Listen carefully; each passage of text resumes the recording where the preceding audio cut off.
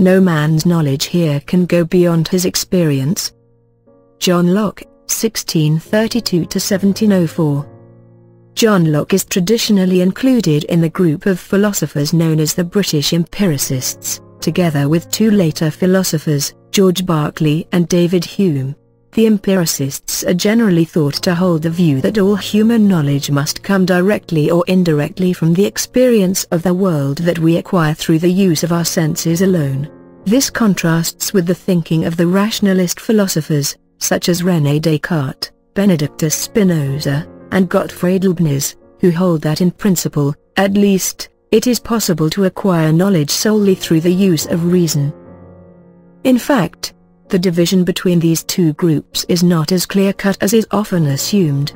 The rationalists all accept that in practice our knowledge of the world ultimately stems from our experience, and most notably from scientific inquiry. Locke reaches his distinctive views concerning the nature of the world by applying a process of reasoning later known as abduction, inference to the best explanation from the available evidence, to the facts of sensory experience. For example, Locke sets out to demonstrate that the best explanation of the world as we experience it is corpuscular theory. This is the theory that everything in the world is made up of submicroscopic particles, or corpuscles, which we can have no direct knowledge of, but which, by their very existence, make sense of phenomena that would otherwise be difficult or impossible to explain. Corpuscular theory was becoming popular in 17th century scientific thinking and is fundamental to Locke's view of the physical world. Innate ideas. The claim that man's knowledge cannot go beyond his experience may therefore seem inappropriate, or at least an exaggeration, when attributed to Locke. However, Locke does argue at some length, in his essay concerning human understanding, against the theory proposed by the rationalists to explain how knowledge could be accessed without experience.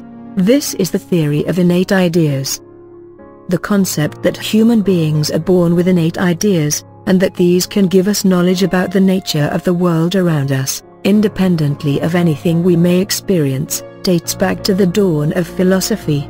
Plato had developed a concept, according to which all genuine knowledge is essentially located within us, but that when we die our souls are reincarnated into new bodies and the shock of birth causes us to forget it all.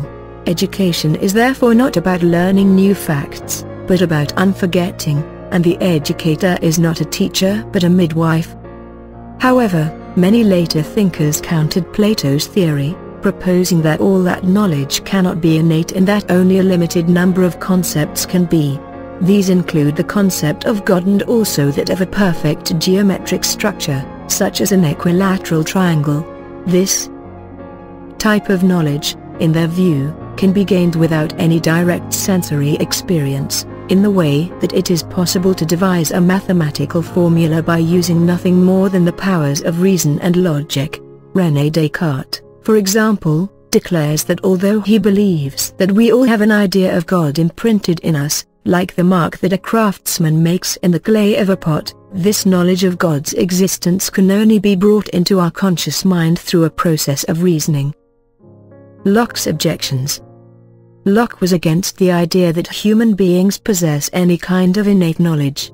He takes the view that the mind at birth is a tabula rasa, a blank tablet or a new sheet of paper upon which experience writes, in the same way that light can create images on photographic film. According to Locke, we bring nothing to the process except the basic human ability to apply reason to the information that we gather through our senses. He argues that there is not the slightest empirical evidence to suggest that the minds of infants are other than blank at birth, and adds that this is also true of the minds of the mentally deficient, stating that they have not the least apprehension or thought of them. Locke, therefore, declares that any doctrine supporting the existence of innate ideas must be false. Locke also goes on to attack the very notion of innate ideas by arguing that it is incoherent. In order for something to be an idea at all, he states that it has to have been present at some point in somebody's mind. But, as Locke points out, any idea that claims to be truly innate must also be claiming to precede any form of human experience. Locke accepts that it is true as Gottfried Leibniz states, that an idea may exist so deep in a person's memory that for a time it is difficult or even impossible to recall, and so is not accessible to the conscious mind. Innate ideas, on the other hand, are believed to somehow exist somewhere, before the presence of any sort of mechanism that is capable of conceiving them and bringing them into consciousness.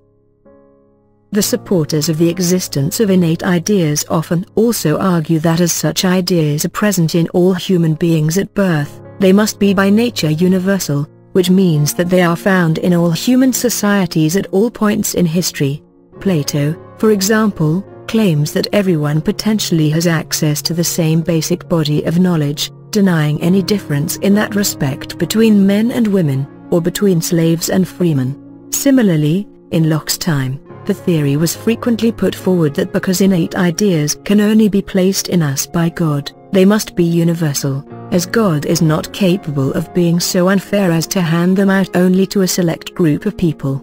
Locke counters the argument for universal ideas by once again bringing to our attention that a simple examination of the world around us will readily show that they do not exist, even if there were concepts, or ideas, which absolutely every human being in the world held in common. Locke argues that we would have no firm grounds for concluding that they were also innate.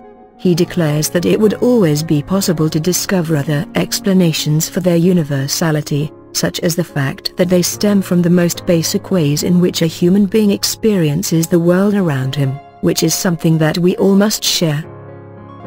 In 1704, Gottfried Leibniz wrote a rebuttal of Locke's empiricist arguments in his new essays on the human understanding. Leibniz declares that innate ideas are the one clear way that we can gain knowledge that is not based upon sensory experience, and that Locke is wrong to deny their possibility. The debate about whether human beings can know anything beyond what they perceive through their 5 basic senses continues. Language as innate. Although Locke may reject the doctrine of innate ideas, he does not reject the concept that human beings have innate capacities. Indeed, the possession of capacities such as perception and reasoning are central to his accounts of the mechanism of human knowledge and understanding.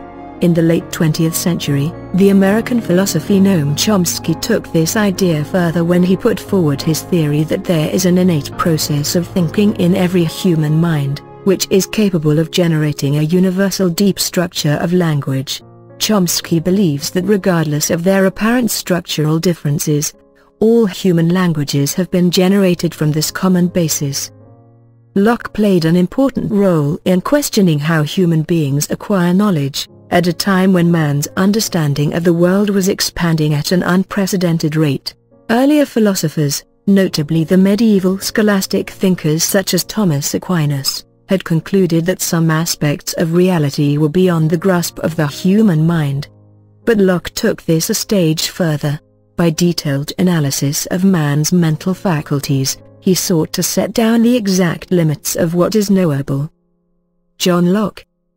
John Locke was born in 1632, the son of an English country lawyer. Thanks to wealthy patrons, he received a good education, first at Westminster School in London, then at Oxford. He was impressed with the empirical approach to science adopted by the pioneering chemist Robert Boyle, and he both promoted Boyle's ideas and assisted in his experimental work. Though Locke's empiricist ideas are important, it was his political writing that made him famous. He proposed a social contract theory of the legitimacy of government and the idea of natural rights to private property. Locke fled England twice, as a political exile, but returned in 1688, after the accession to the throne of William and Mary. He remained in England, writing as well as holding various government positions, until his death in 1704.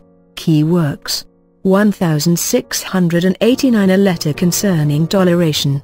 1690, an essay concerning human understanding. 1692, treatises of government.